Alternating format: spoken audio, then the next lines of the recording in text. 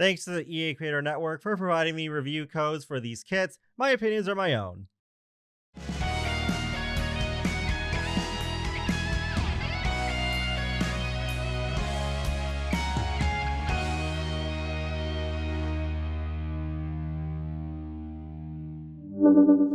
Hey folks, how's it going? This is Iron Seagull here, and we have some catching up to do because they released 5 kits all in January. What? Why? Well, we're gonna start off with the most recent ones, and then I'll just do a highlights video of the 3 other kits, because 2 kits at once is already a lot to review, but 3 is a lot. And I'm just going to make it even harder for myself to catch up if I do the same thing I normally do. I sure miss when they would bring out one kit one week and then a week or 2 later they'd bring out the other one. Anyways, onto the 2 kits I'm reviewing today. They're both creator kits. So we have a Create a Sim kit by Madeline, which is business chic, which is great for having more business related wear for your Sims. Definitely could use more formal wear that's not like really formal for a wedding, but more just wearing stuff to the office. And then we have a build by kit made by Pierre Sim, which is called Refined Living Room. This is a kit obviously made for decorating living rooms with more modern furniture with a little bit of retro touch thrown in there as well. With this being creator kits rather than ones entirely created by Maxis, I wonder if these 2 creators were aware of each other's kits and that they were going to release at the same time, because it sure feels intentional that they were made to go together. We'll start off with the business chic kit. So with the feminine items in full body, we have 4 different outfits. So yeah, this dress is really nice. I love the little details on it. Then we have a button-up shirt paired with some pants. It looks really nice. I love the color combinations. And this dress just feels like something Madeline would make. Yeah, very interesting style going on there. And then we have this striped suit here, which also is like, yeah, that just feels very business-like. Definitely fits with the kit. For tops, we have this nice, simple, short sleeve turtleneck, which could work pretty well as casual wear too. We have the suit jacket. I wish the buttons weren't so flat looking. I feel if Madeline released this as their own custom content pack, the buttons would look better. Same with this top here. It looks familiar, actually. I feel like we've had this in another pack, but the patterns are interesting, like with this leopard print. Moving on to the bottoms, we have this pair of trousers. I think the button on it looks a bit nicer than what we have on the tops, and some nice colors for it as well. And then we have this skirt. Doesn't really stand out that much to me compared to what we have, other than the little slit at the bottom, but that's really it. There's 4 new pairs of shoes, so we have these very pointy heels, which are very Madeline coded for sure. And then we have these boots. Kind of interesting, they have these metal tips on the end. That's very different. I'm not sure if I like it that much or not, but yeah, that stands out for sure. And then we have these higher heels, which I think also look really nice. Lastly, we have this pair of heels with bows on the front. They're really cute. It's funny, I remember those were leaked with Trillick's Sweet Slumber kit, and it was very confusing. It was like, oh, it was actually for another kit that whole time, another creator's kit. How awkward. Then we have one necklace here. It's a little odd how bent it looks, but I think it is just meant to match with the style of earrings, which we'll see in a bit. But we got 2 pairs of glasses, which I wouldn't have expected. Very stylish and pretty unique looking. I don't know how often I'll use these in the long run, but yeah, they're pretty cool. And then, yeah, there we go. There's the earrings. So they do have a very like matching sort of style. And then there's also this watch, which for some reason is only under the feminine tag. I don't know why. It looks fine on the masculine frame. Actually, speaking of which, let's move on to their items. So they have 4 new tops, and I like this button-up shirt, but I don't like how, especially when you're close up, you can see the discoloration patches. That's shown up on items before, but yeah, that's unfortunate that it affects Madeline's kit as well. And then we have this nice turtleneck here, like the colors.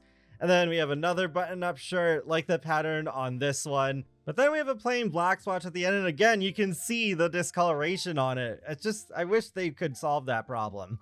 Lastly, we have this suit jacket with the tie. Love the pattern on the tie. It looks very nice. It definitely is one of those first things that I think of when it comes to menswear for business attire. For bottoms, we have a couple pairs of trousers. So we have one with just the button at the top, which is fine.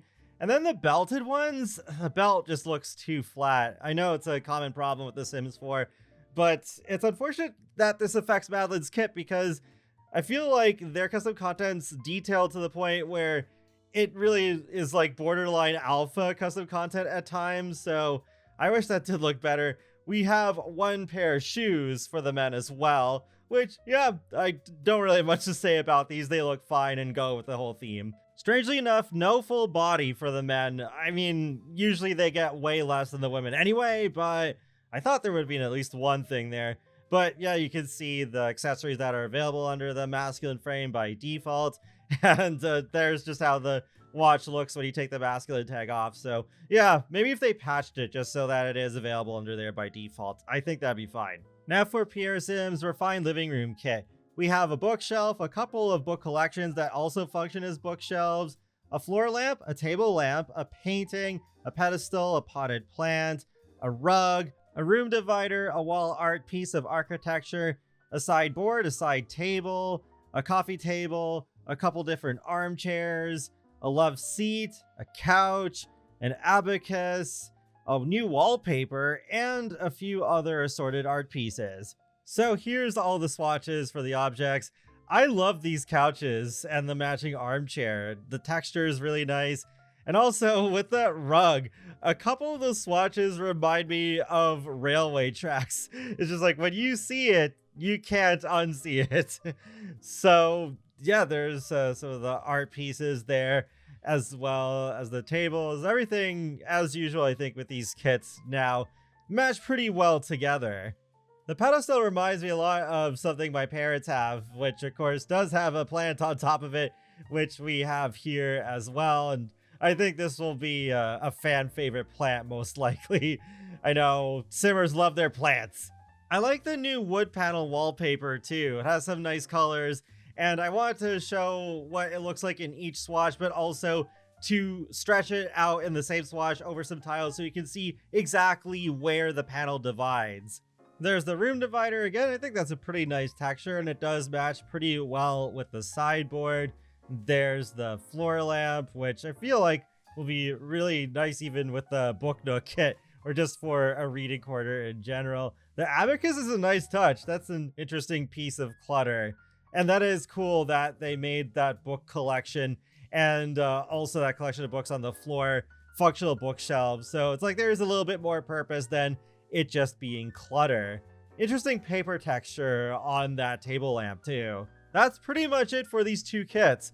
So how do I feel about them overall? Well, here's the thing.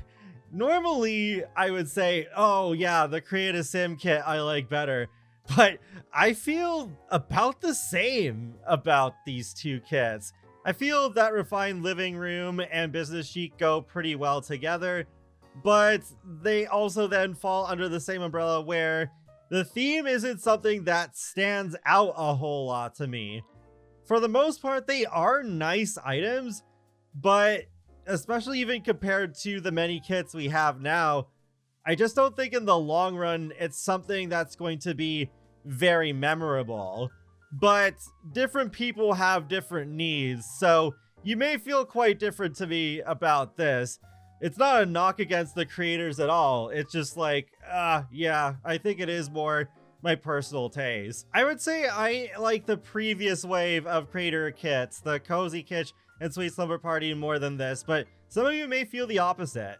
I will say though, it does become more obvious the difference between custom content and Maxis in terms of the limits that Maxis imposes on themselves, because Madeline, I know, does make some pretty detailed custom content, and then when I look at things like the flat buttons and belts, I'm thinking, what? I don't think Madeline would make these items that low detailed. So it is unfortunate that I don't feel like they were able to quite go all out with their creations for this, the same way that they normally would. They release custom content themselves just on their own Patreon. Madeline and Pearson are both very talented creators, so I highly recommend checking them both out. I'll link their pages in the video description below.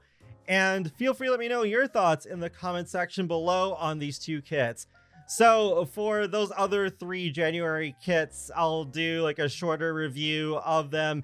But we are supposed to be getting a gameplay trailer for the Businesses and Hobbies expansion pack tomorrow, so that'll come first with like a breakdown of it. But with that, be sure to subscribe if you'd like to keep up with my latest gaming content. I will talk to you all later, and have a great day. Thanks for watching.